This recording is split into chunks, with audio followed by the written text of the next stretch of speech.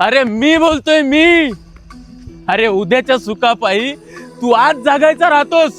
सुख आहे आजच आणि तू उद्याची वाट पाहतोस. अरे जगायचा पास देऊन देवाने तुला इथं धाडलंय आणि तू टेन्शन वरच बसून तुझं अख्खं आयुष्य इथं काढलंय.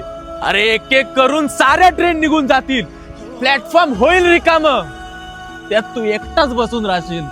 अरे मग कोणती आहे भीती की तू आज जगायचा राहतोस आणि कितीही लोटला काळ तरी तू योग्य वेळच पाहतोस. अरे शुभम, तू इतक्या रात्री इथं काय करतोयस? अरे काय सांगू रे भावा, घरातला खूप टेन्शन आहे रे. भाऊजी गेल्यापासून सगळी घरातली जिम्मेदारी दीदीवरती आले. ती खूप स्ट्रगल करते यार. सॉरी यार बाबा, पण नेमकी काय झालं होतं त्यांना?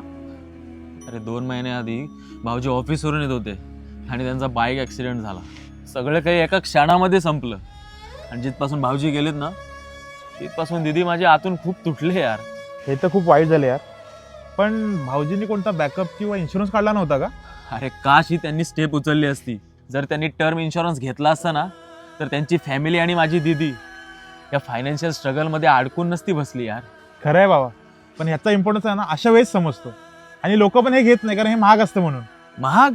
अरे नाही भाई, फक्त 400 ते 500 रुपये पर मंथ याचा प्रीमियम स्टार्ट होतो आणि फॅमिलीला 1 करोड पर्यंतचा कव्हरेज मिळतो, ज्याने घराचा खर्च आणि मुलांचं शिक्षण सर्व काही मॅनेज होऊन जातो रे. बरोबर आहे रे, आणि फॅमिलीला टाइमवर सिक्युअर करणं खूप गरजेचं आहे आजच्या काळात. बरं चल, का आता इथंच बसून राहणार आहेस?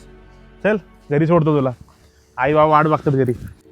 आणि ह्या टर्म इन्शुरन्समध्ये तुम्हीही ॲड ऑन्स प्लॅन्स घेऊ शकता, जे असे accidental death, critical illness, income benefit किंवा ॲक्सिडेंटल डिझॅबिलिटी फॅमिलीच्या गरजेनुसार एमर्जन्सीमध्ये एक्स्ट्रा सपोर्ट देतो. हे ट्रस्टेड प्लॅन ऑनलाईन कम्पेअर करा आणि 15% पर्यंत वाचवा. अनएक्सपेक्टेडचा वेट करू नका.